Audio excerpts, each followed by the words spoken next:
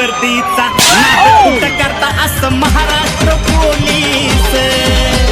खाकी वर्दीचा नाद कुठं करता असं महाराष्ट्र पोलीस